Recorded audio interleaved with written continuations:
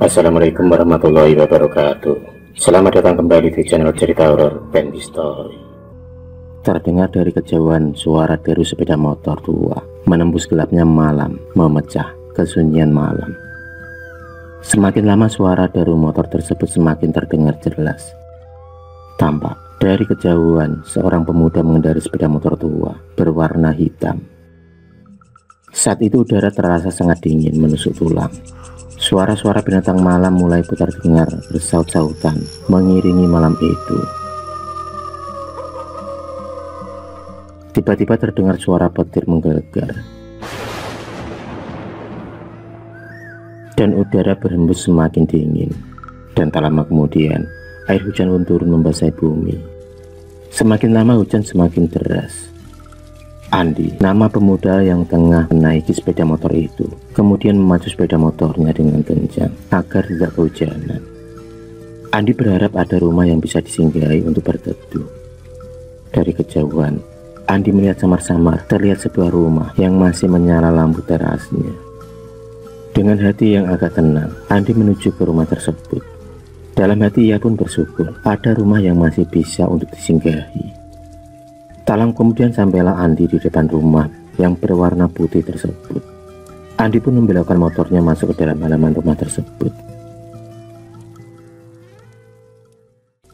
Andi segera turun dari motornya dan dia pun berjalan menuju ke teras rumah tersebut, berharap ada tuan rumah yang baik hati yang memperbolehkannya untuk sekedar singgah dan berteduh untuk sementara. Saat itu Andi tak berpikir macam-macam.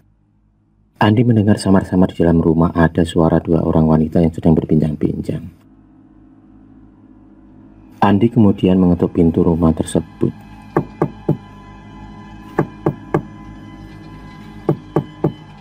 Permisi. Tak lama kemudian pintu pun terbuka dari dalam. Dan betapa kagetnya Andi saat ia melihat seorang wanita cantik berdiri di hadapannya.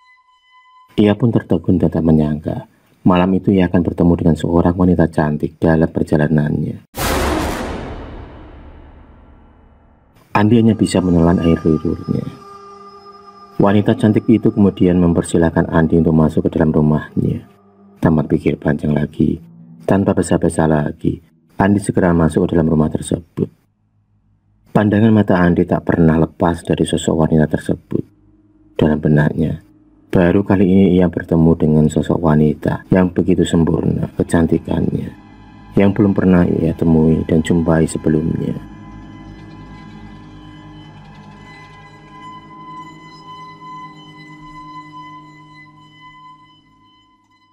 Wanita cantik itu mempersilahkan Andi untuk duduk santai di kursi ruang tamu. Sambil tersenyum, ia pun berjalan menuju ke belakang. Tak lama kemudian wanita tersebut pun kembali dengan membawa secangkir kopi hitam dan sepiring ubi rebus. Bau kopi yang sangat begitu menggoda terasa menusuk hidung Andi. Aroma kopi yang sudah pasti nikmat, apalagi yang membuat seorang wanita cantik yang tengah ada di hadapannya malam itu. Andi pun mengutarakan maksudnya yang hanya ingin singgah untuk menumpang berteduh dari guyuran hujan. Wanita tersebut hanya tersenyum dan memberikan tanda bahwa ia memperbolehkannya. Dengan secangkir kopi di tangan dan seorang wanita cantik di hadapannya membuat pikiran Andi kemana-mana. Mulailah pikiran-pikiran kotor mengisi otaknya. Tiba-tiba Andi ingin buang air kecil dan ia pun meminta wanita tersebut mengantarkannya untuk ke kamar mandi. Wanita cantik tersebut kemudian menunjukkan arah kamar mandi. Andi segera bergegas berjalan menuju ke kamar mandi, sedangkan wanita tersebut berjalan menuju ke sebuah kamar di dekat ruang tengah.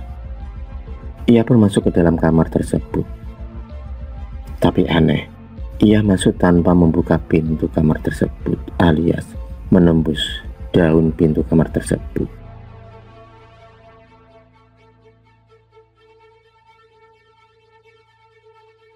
Andi yang telah selesai ritual di kamar mandi, dengan enteng dan lega, ia pun berjalan meninggalkan kamar mandi. Selangkah demi selangkah ia berjalan ke depan, hingga tiba di ruang tengah. Ia melihat sebuah pintu yang terbuka separuh. Ia pun penasaran siapa yang ada di kamar tersebut. Dengan pelan, ia pun melangkah dan mendekati pintu kamar tersebut. Alangkah terkejutnya Andi dan tak menyangka ia melihat wanita pemilik rumah tersebut tengah bersandar di atas ranjang yang berspray putih dengan memakai baju tidur yang sangat tipis hingga lekuk tubuhnya jelas terlihat sangat menggoda. Rambut yang terurai panjang, wajah yang sangat cantik dan bodi yang aduhai membuat mata Andi tak berkedip memandangnya. Tanpa disadari air liurnya pun menetes dari mulutnya. Dengan perasaan yang masih tak percaya, Andi pun terbengong sesaat. Dia pun tak bisa berkata apa-apa. Tiba-tiba saja wanita cantik tersebut melambaikan tangannya, memberikan isyarat kepada Andi agar Andi segera masuk ke dalam kamarnya. Sebuah ajakan dan penawaran yang sulit untuk ditolak.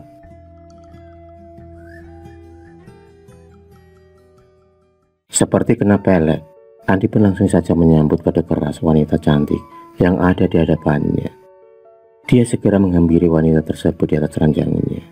Kecantikan dan kemolekan tubuh wanita cantik tersebut sungguh sudah menghipnotis Andi. Di luar suara hujan masih terdengar deras. Udara malam yang dingin menambah suasana malam itu semakin syahdu untuk berduaan. Dengan iringan air hujan dan suara-suara binatang malam yang bersaut-sautan memecah kesunyian malam itu. Mereka berdua tenggelam dalam gelora yang membara. Pertemuan yang baru sesaat namun sudah menggetarkan hati Andi. Andi yang memang terkenal sering gonta-ganti pacar tersebut sudah tak canggung lagi untuk berduaan dengan wanita yang tengah bersamanya. Entah sudah berapa lama mereka memadu kasih di kamar tersebut. Andi sudah tidak memikirkan apa-apa. Yang ia pikirkan hanya menikmati malam tersebut bersama wanita tersebut dengan bersenang-senang.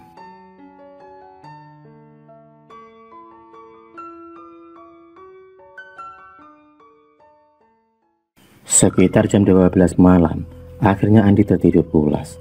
Dan dia pun bermimpi bersama dengan wanita cantik pemilik rumah tersebut. Dalam mimpinya, wanita tersebut mengajak Andi berjalan, menyusuri jalan yang sangat gelap dan penuh kabut, hingga sulit baginya untuk melihat apa yang ada di depannya. Yang tampak hanyalah kabut hitam pekat yang gelap. Tiba-tiba Andi tersentak terbangun dari mimpinya, saat seolah ia merasakan ada jemari berkuku tajam menempel di lehernya, serta bau amis darah dan bau busuk bangkai yang menyengat menusuk hidungnya.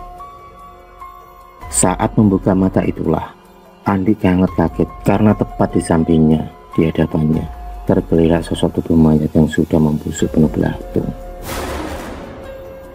Seketika itu juga Andi meloncat dan meninggalkan kamar tersebut. Dia pun berlari sekencang-kencangnya tanpa menoleh ke arah belakang lagi. Tubuh Andi gemetaran penuh keringat. Dan dia pun membawa pakaian seadanya menuju ke arah motornya untuk bergegas pergi meninggalkan rumah horor tersebut. Sungguh, dia tak menyangka akan bertemu dengan hantu malam itu. Dan ternyata wanita tersebut sebenarnya adalah jelmaan dari hantu.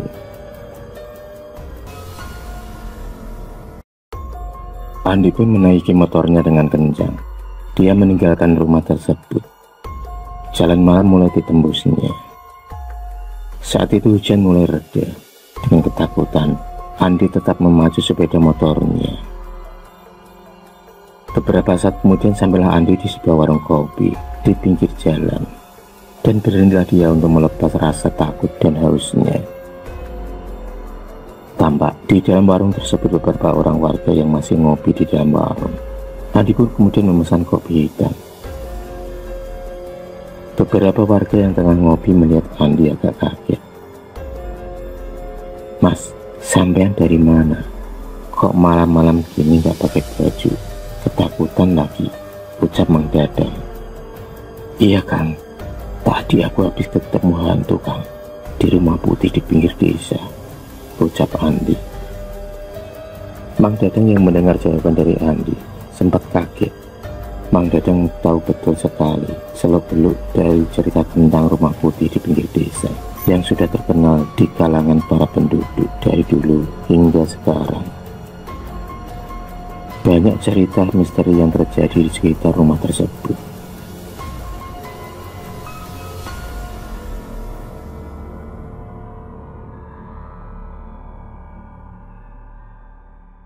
"Oh, pantas kamu terlihat ketakutan," ucap Mang Dadang. Andi pun kaget dan ia balik bertanya penasaran kepada Mang Dadang atas jawaban dari Mang Dadang. Karena sepertinya Mang Dadang tahu betul dengan rumah putih di pinggir desa. Andi kemudian bertanya kepada Mang Dadang tentang rumah putih yang baru saja ia singgahi.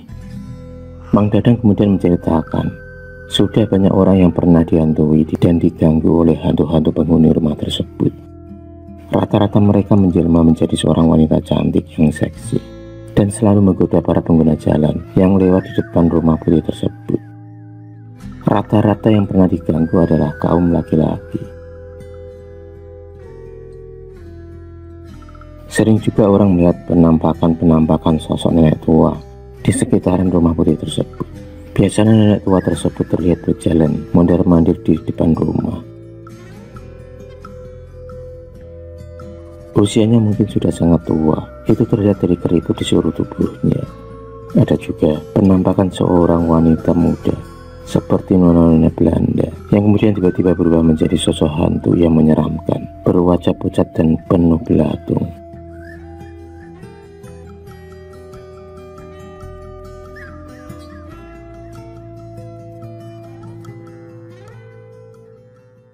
Mang Dadang kemudian menceritakan kisah tragedi yang sebenarnya yang terjadi di rumah putih tersebut. Hingga sampai sekarang, rumah tersebut disebut dengan rumah hantu. Cerita berawal dari seorang juragan perkebunan teh yang kaya raya yang ingin membangun rumah di pinggir desa. Rumah tersebut dibangun hanya untuk tempat singgahan saat liburan kerja.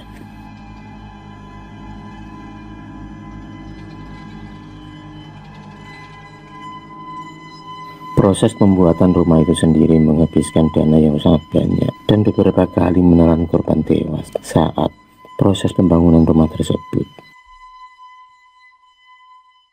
Beberapa korban meninggal dengan tragis, dan salah satunya adalah seorang nenek dan seorang pembantu wanita yang meninggal akibat tertimpa tembok bangunan yang tiba-tiba rubuh.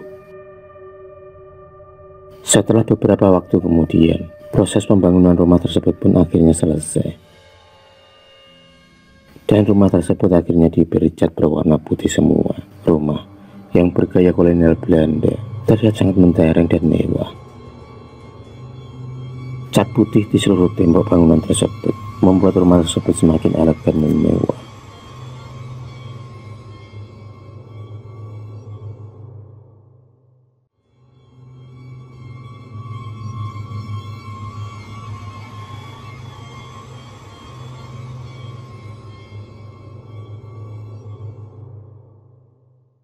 Juragan teh pemilik rumah tersebut bernama Pak Eko.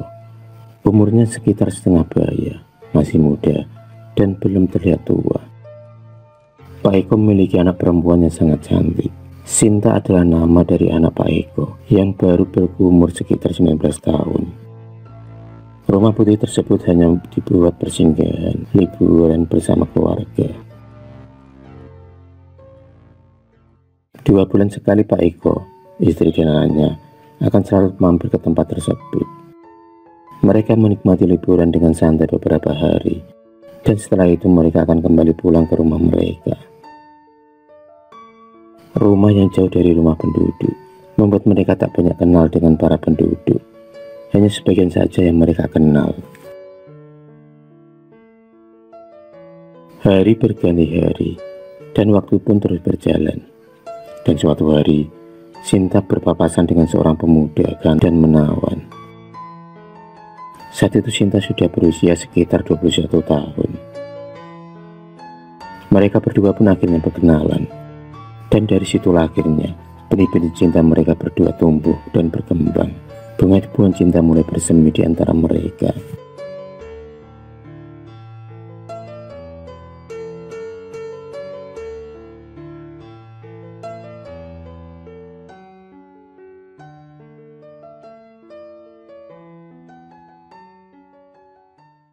Setiap kali Sinta tinggal di rumah putih tersebut, di saat itu juga mereka berdua bertemu secara diam-diam tanpa sepengetahuan dari ayahnya. Hubungan cinta mereka berdua semakin erat. Sudah tak ada jarak di antara mereka, dan seperti dunia hanya milik mereka berdua. Terakhir suatu hari, Sinta tetap menginap di rumah putih tersebut. Ayah dan ibunya telah kembali pulang. Itu semua Sinta lakukan karena ada maksud tertentu. Ia berani tinggal sendirian di rumah tersebut. Hingga suatu malam Sinta melakukan hubungan yang terlarang. Dan kejadian itu berlanjut di hari-hari berikutnya. Sinta sudah membutakan mereka. Pemuda desa itu hanya sekedar memanfaatkan cinta Sinta. Ia mengandalkan ketampanannya untuk merayu gadis-gadis yang ditemuinya, termasuk dengan Sinta.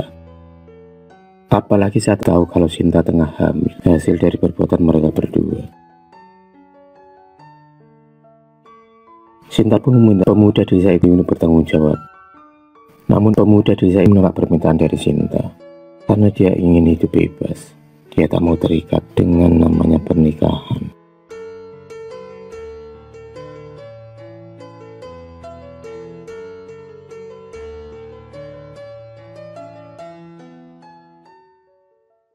Sinta yang tengah hamil kini bingung. Sinta takut ayahnya nanti akan tahu semuanya. Setiap hari Sinta tambah murung dan sedih. Kini beban pikiran pun bertumbuk memenuhi isi otaknya. Antara sedih dan kecewa berkecamuk bercampur menjadi satu. Suatu malam, tragedi mengerikan itu pun terjadi. Sinta ditemukan meninggal gantung diri. Disinyalir Sinta stres dan bingung, hingga memutuskan untuk mengakhiri hidupnya dengan cara seperti itu.